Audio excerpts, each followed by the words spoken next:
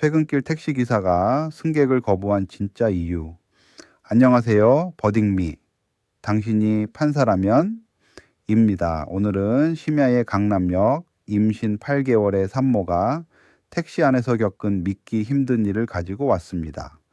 3번이나 거부당한 끝에 겨우 탄 택시에서 욕설을 듣고 집과 정반대 방향 낯선 골목에 버려졌다면 여러분은 어떻게 하셨겠습니까? 그리고 이 모든 걸 블랙박스가 고스란히 담고 있었다면요. 2023년 6월 15일 밤 11시 42분 서울 강남역 11번 출구 앞의 이야기입니다. 김민지 씨 32살 임신 8개월의 배를 쓸어내리며 빈 택시를 향해 손을 들고 있습니다. 회사 야근을 막 마치고 나온 길이었거든요. 이미 3대의 택시가 그녀를 그냥 지나쳐간 뒤였습니다. 지하철을 타기엔 너무 늦은 시간, 몸은 무겁고 발은 부어있고 뱃속 아이가 발길질을 할 때마다 등이 끊어질 것 같은 그 밤이었습니다. 그때 4번째 택시가 천천히 속도를 줄이며 섰습니다. 민지 씨는 조심스럽게 뒷문을 열고 자리에 앉으려 했죠. 기사 박 씨, 28살, 룸미러로 승객을 흘끗 보더니 물었습니다. 어디 가세요? 민지 씨가 대답했습니다. 수서역 근처요. 그 순간이었습니다. 박 씨의 표정이 굳어지며 말했죠. 아, 거기 진짜 안 가는데? 민지 씨는 당황했지만 침착하게 말했습니다. 이미 탔는데요. 법적으로 거부하시면 안 되는 거 아닌가요? 그게 불을 당겼습니다. 박 씨는 핸들을 꺾으며 거친 말을 쏟아냈습니다. 아줌마, 나도 퇴근해야 한다고. 그쪽 가면 빈 차로 돌아와야 하잖아. 임산부면 택시 공짜로 타는 줄 아냐? 민지 씨는 자신의 귀를 의심했습니다. 임산부라는 이유로 오히려 비난받는 상황, 떨리는 손으로 휴대폰을 꺼내 조용히 녹음 버튼을 눌렀습니다. 그런데 택시는 수서 방향이 아닌 반대편 도로를 달리고 있었습니다. 민지 씨가 항의하자 박 씨는 내리기 싫으면 타고 있어. 난 집 가는 길로 갈 거니까. 라며 오히려 속도를 높였습니다. 속도계는 시속 80km를 가리켰습니다. 심야 도심 골목에서 임산부를 태우고 달리는 위험천만한 속도였죠. 민지 씨는 배를 감싸쥐며 천천히 좀 가주세요. 제발 이라고 애원했지만 박 씨는 코웃음을 쳤습니다. 15분 뒤 택시는 민지 씨 집과 정반대 방향인 송파구 한 골목에 멈춰 섰습니다. 여기서 내려. 미터기는 안 찍었으니 돈은 안 받을게. 밤 12시가 넘은 시각 낯선 골목. 민지 씨는 울먹이며 내릴 수밖에 없었고 떨리는 손으로 택시 번호판을 사진으로 찍었습니다. 다음 날 민지 씨는 국토교통부 택시 민원 시스템에 신고했습니다. 그리고 경찰에 블랙박스 영상 제출을 요청했는데요. 놀랍게도 해당 택시의 블랙박스에는 그날 밤 모든 대화와 상황이 고스란히 녹화돼 있었습니다.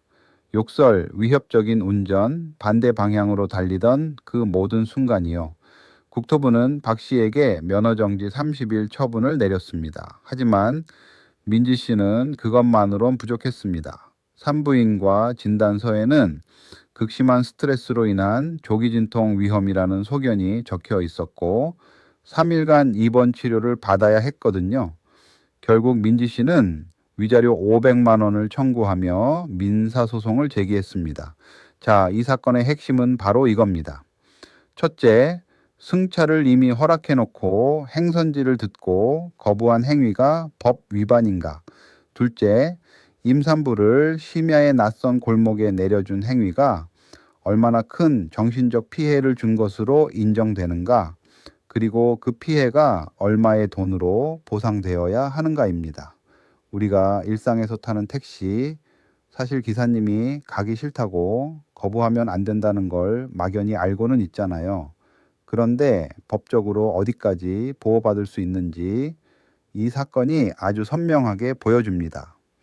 먼저 민지 씨 입장을 들어볼게요. 피고는 여객자동차 운수사업법 84조를 명백히 위반했습니다. 이 법은 쉽게 말해 택시기사가 정당한 이유 없이 손님을 거부할 수 없다는 법이거든요. 그것도 이미 문을 열고 앉힌 뒤에 거부했으니 더욱 명백한 위반입니다. 거기에 욕설, 위협적인 과속운전, 그리고 임신 8개월 산모를 자정 이후 낯선 골목에 혼자 내려준 행위까지 블랙박스라는 반박 불가의 증거가 있고 실제로 조기진통 위험 진단과 3일 입원이라는 의료 기록도 있습니다. 민지 씨 측은 이 모든 것이 연결된 피해라고 주장합니다. 그런데 박 씨 측 이야기도 들어보면 완전히 무시하기는 어렵습니다. 18시간 연속 운행 뒤 극도의 피로 상태였다는 거죠. 수서는 서울 동남쪽 끝이라 거기까지 갔다 빈 차로 돌아오면 기름값도 안 나온다고 합니다. 택시기사도 생계가 있다는 겁니다.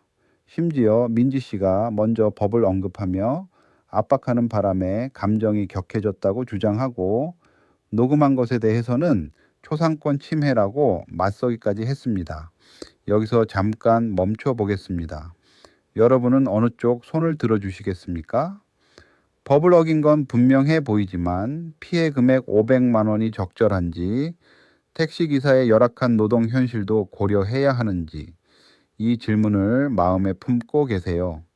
지금 버딩미 블로그에서 직접 투표해 보실 수 있습니다. 원고 민지 씨의 손을 들어줄지 피고 박 씨의 사정을 더 고려할지 여러분의 판단을 직접 입력해 보세요. 투표에 참여하신 분들께는 실제 판결 전문이 공개됩니다. 자, 그럼 진짜 판사는 어떤 결정을 내렸는지 공개할게요. 자, 드디어 실제 판사는 어떤 결정을 내렸을까요? 재판부는 먼저 승차 거부의 위법성을 명확히 짚었습니다. 여객자동차 운수사업법 84조 택시 운송사업자는 정당한 사유 없이 승객을 거부하거나 부당하게 승객을 선택하면 안 된다는 조항기죠. 박 씨는 이미 민지 씨를 태운 뒤 행선지를 듣고 거부했으므로 이건 명백한 법 위반이라고 봤습니다. 피로나 경제적 손실 우려는 정당한 사유가 될 수 없다고 딱 잘라 말했습니다. 더 나아가 재판부는 이 행위가 단순한 승차 거부가 아니라고 판단했습니다. 임신 8개월 산모에게 욕설을 하고 시속 80km로 위협 운전을 하며 심야의 집 반대 방향 낯선 골목에 내려준 것은 원고와 태아의 안전을 심각하게 위협한 행위라는 거죠. 블랙박스 영상 속 임산부면 택시 공짜로 타는 줄 아냐? 내리기 싫으면 타고 있어. 같은 발언들은 고의성을 입증하는 결정적 증거가 됐습니다. 조기진통 위험 진단, 3일 입원, 외상 후 스트레스로 인한 불안장애 의심 소견까지 피고의 행위와 원고의 건강, 악화 사이의 인과관계도 인정됐습니다. 다만 재판부는 위자료 액수를 산정하면서 피고의 사정도 일부 참작했습니다. 열악한 노동 환경, 장시간 노동, 이미 받은 면허 정지 처분과 그로 인한 경제적 어려움, 이것이 위법 행위를 정당화하진 않지만 배상액을 정할 때 형평을 고려할 요소로는 본 겁니다. 그래서 최종 판결은 원고 일부 승소, 위자료 300만 원 지급이었습니다. 그리고 판결문에는 이런 문장이 명시됐습니다. 택시기사의 어려움이 승객의 기본권을 침해하는 면죄부가 될 수 없다.